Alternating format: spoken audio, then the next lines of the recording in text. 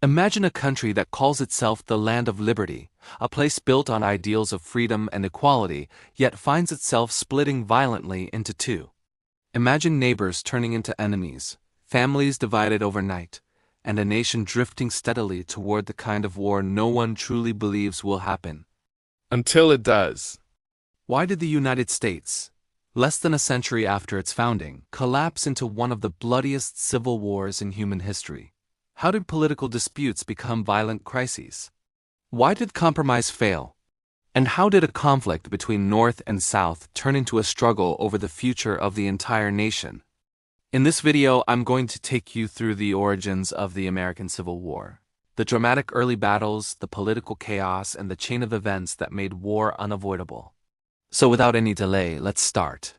To understand why the Union broke apart, we need to step back into the early 19th century, when two different Americas were growing side by side. In the North, cities expanded, factories multiplied, and immigrants poured in to work in the rapidly growing industries. Railroads, commerce, banking. It was a world driven by wage labor and accelerating modernization. Meanwhile, the South developed in a completely different direction. Its economy depended heavily on agriculture, cotton, tobacco, sugar, and those industries relied on slave labor. Enslaved people made up the backbone of Southern wealth, even though they were denied every basic human right. This fundamental difference in their economic systems created deep political and social divides. For decades, leaders tried to balance these differences through compromise. The Missouri Compromise of 1820, the Compromise of 1850, the Kansas-Nebraska Act. Each was an attempt to keep the peace by deciding where slavery could and could not expand. But these agreements were temporary patches over a widening crack in the nation. Every time America gained new territory, from the Louisiana Purchase to the lands won after the Mexican-American War, the same question exploded again. Would these new states be free or slave states? The answer could shift the balance of power in Congress, and both sides feared losing control of the nation's future. By the 1850s, tensions were reaching explosive levels. The Kansas-Nebraska Act allowed settlers to vote on whether their territory would allow slavery, a policy known as popular sovereignty. Instead of solving the issue, it led to violent clashes known as Bleeding Kansas, where pro-slavery and anti-slavery settlers fought openly, burning homes, raiding towns, and murdering rivals. America got a preview of the violence that was coming, and the entire country watched with alarm. Then came the Dred Scott decision in 1857. The Supreme Court declared that Black Americans, whether free or enslaved, were not citizens and that Congress had no right to ban slavery in the territories. This ruling outraged the North and emboldened the South. It made compromise almost impossible. At the same time, new political forces emerged. The Republican Party, founded in 1854, was dedicated to stopping the spread of slavery westward. Southerners saw this as a direct threat to their way of life. Northerners, especially abolitionists, saw stopping slavery's expansion as the bare minimum for preserving the nation's moral foundation. In this growing storm, one man's election changed everything. In 1860, Abraham Lincoln won the presidency. He wasn't calling for immediate abolition, but he firmly opposed the expansion of slavery. To Southern leaders, this meant they would soon lose all political power. Before Lincoln could even take office, Southern states began to secede one by one. South Carolina was first, followed by Mississippi, Florida, Alabama, Georgia, Louisiana, and Texas. They formed the Confederate States of America with Jefferson Davis as their president. At first, many Americans still hoped for a peaceful solution, but the situation at Fort Sumter destroyed that hope. In April 1861, Confederate forces demanded the surrender of a Union fort in Charleston Harbor. The Union commander refused. Shots were fired, cannons roared, and after a long bombardment, the Union troops surrendered. This was the spark that lit the full-scale war. Lincoln immediately called for volunteers to put down the rebellion, and suddenly more states, Virginia, North Carolina, Tennessee, and Arkansas, joined the Confederacy. The country was fully at war. The early months of the conflict were filled with optimism on both sides. Many thought the war would be short, maybe a few weeks, a few months at most. Young men rushed to enlist, imagining glory and adventure. But reality struck hard and fast. The First Battle of Bull Run shocked the nation. Spectators from Washington rode out with picnic baskets to watch the battle, believing they would witness a quick Union victory. Instead, the Confederates won, sending Union troops fleeing in chaos. The war would not be easy. It would not be quick. It would not be glorious. As the fighting intensified, the differences between the two sides became clear. The Union had more factories, more railroads, more population, and greater financial resources. But the Confederacy had strong military leadership, soldiers fighting on home soil, and a cause they believed was tied to their survival. Generals like Robert E. Lee and Thomas Stonewall Jackson quickly gained reputations as brilliant commanders, frustrating Union attempts to seize Richmond and end the war early. Meanwhile, Lincoln struggled to find effective leaders for the Union Army. General after general hesitated, retreated, or moved too slowly. George McClellan, despite being an excellent organizer, was overly cautious and repeatedly failed to pursue Confederate forces after battles. Lincoln grew increasingly frustrated, famously saying, "If General McClellan does not want to use the army, I would like to borrow it for a time." But the war wasn't only fought on battlefields. It was also a war of ideas, politics, and identity. What was this conflict truly about?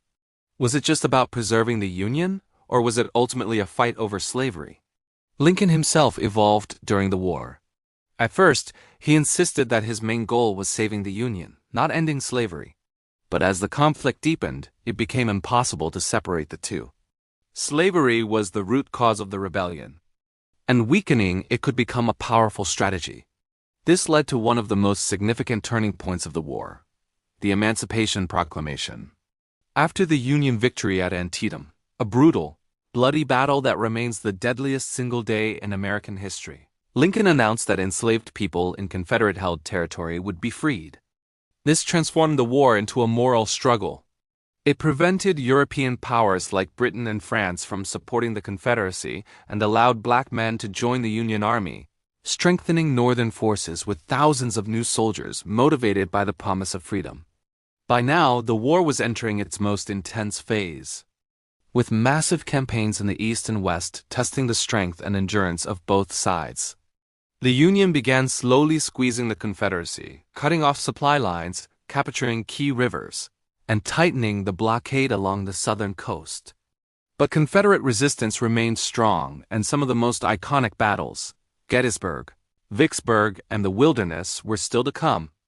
And this is where we will continue in the second part, exploring the turning points, the collapse of the Confederacy, the assassination of Lincoln, and the long, painful process of rebuilding a shattered nation. The war entered its most brutal phase when Ulysses S. Grant took overall command of Union forces in 1864. Grant understood something earlier Northern generals never fully grasped.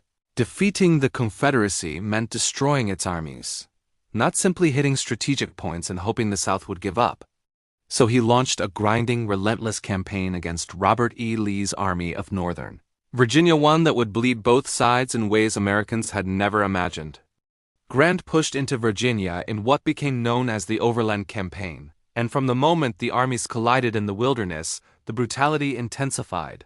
Dense forests caught fire from exploding shells, burning wounded soldiers alive as both sides fought blindly in the thick smoke. But unlike previous Union commanders, Grant didn't retreat after heavy casualties. He simply moved south and struck again. Spotsylvania, North Anna, Cold Harbor, each battle more brutal than the last. The casualties were staggering, and newspapers called Grant a butcher, but Abraham Lincoln stood firmly behind him. For the first time, the Union had a general who understood that victory required immense sacrifice, and that preserving the country demanded nothing less. Meanwhile, in the Western Theater, General William Tecumseh Sherman prepared to carve through the heart of the Confederacy. His goal was simple: break Southern morale by breaking the infrastructure that kept the Confederate war machine alive. Sherman marched on Atlanta, facing fierce resistance from General Joseph Johnston. Battles raged across Georgia-Resaca, Kennesaw Mountain, Peachtree Creek, yet Sherman kept maneuvering, forcing the Confederates to fall back again and again. When Atlanta finally fell in September 1864, it sent shockwaves across the nation. Northern morale soared, and Lincoln, who expected to lose his re-election bid, suddenly found himself viewed as the steady hand needed to finish the war. His victory at the ballot box was a turning point. It signaled that the North was committed to fighting until the Union was restored. Sherman then began one of the most famous campaigns in military history, the March to the Sea. His army cut a path from Atlanta to Savannah, destroying railroads, factories, bridges, and supplies along the way. It wasn't random destruction, it was calculated psychological warfare. By crippling the Confederacy's ability to wage war, Sherman made the Southern population understand that the conflict could not continue. It was a march designed to end not just the military resistance but the will to resist at all. In Virginia, Grant pressed Lee back toward Richmond and Petersburg. The siege dragged on for months, trenches stretching for miles, foreshadowing the warfare that would define World War I by early 1865. Southern supplies were exhausted, soldiers deserted in growing numbers, many starving and barefoot. Finally, after Petersburg collapsed, Lee retreated west, hoping to join up with Confederate forces in North Carolina. But Grant was always one step ahead. Surrounded at Appomattox Courthouse, Lee made the painful decision to surrender on April 9, 1865, the final major. Confederate armies surrendered soon after, and the long, bloody nightmare was over. But the end of the Civil War didn't bring immediate peace. It brought a new set of challenges, perhaps even more complicated than the war itself. The country now had to rebuild not just towns and farms, but trust, society, and the meaning of freedom. 4 million enslaved people were now free. But what did freedom truly look like? How would the South reintegrate into the Union? And could Americans who had killed each other for 4 years ever coexist again? Abraham Lincoln began outlining his vision for Reconstruction, one that was surprisingly lenient. He believed reconciliation, not punishment, was the only way the nation could heal. His plan required only 10% of voters in a Confederate state to swear loyalty to the Union for the state to be readmitted. Lincoln wanted the country back together quickly, without humiliation or revenge. He famously said, "With malice toward none, with charity for all," capturing his dream of restoring a shattered nation with compassion. But that vision was cut short when Lincoln was assassinated on April 14, 1865. His death sent the country into grief and uncertainty. Vice President Andrew Johnson took over, but he lacked Lincoln's political skill, moral clarity, and national support. Johnson's approach to Reconstruction was inconsistent and often sympathetic to former Confederates. He granted broad pardons, allowing many ex-Confederate leaders to return to power. Southern legislatures quickly passed black codes, restrictive laws aimed at controlling newly freed African Americans. It became clear that without stronger intervention, the promise of freedom risked becoming hollow. Congress, especially the radical Republicans, stepped in. They passed the Civil Rights Act, the 14th Amendment granting citizenship to freed slaves, and later the 15th Amendment guaranteeing black men the right to vote. Federal troops occupied southern states to enforce these new laws.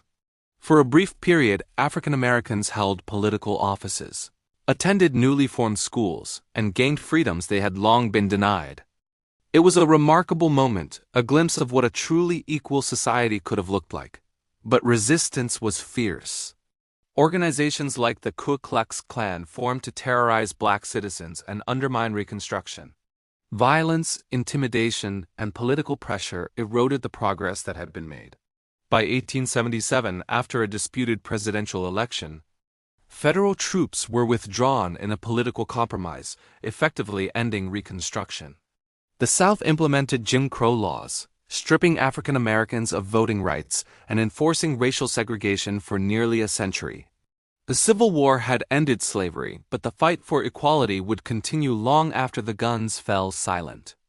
Looking back, the American Civil War reshaped the nation more profoundly than any event before or since. It destroyed the institution of slavery, redefined the Constitution, expanded federal power, and forced Americans to confront the meaning of freedom, democracy, and national identity. It transformed the United States from a fragile union of states into a stronger, More centralized nation one, capable of emerging as a global power in the decades to come. More than 600,000 soldiers died, more Americans than in any other war in the nation's history. Families were torn apart, cities burned, and the social order of the South was shattered. But through that unimaginable suffering, a new United States was born, one rooted in the idea that freedom must apply to everyone, and that the nation's survival required unity, equality, and the willingness to rebuild even after the deepest divisions. And as we reflect on this long and painful chapter, a question remains. Could the United States have prevented this war if leaders had compromised earlier? Or was conflict inevitable because the nation could not continue half slave and half free? Share your thoughts in the comments.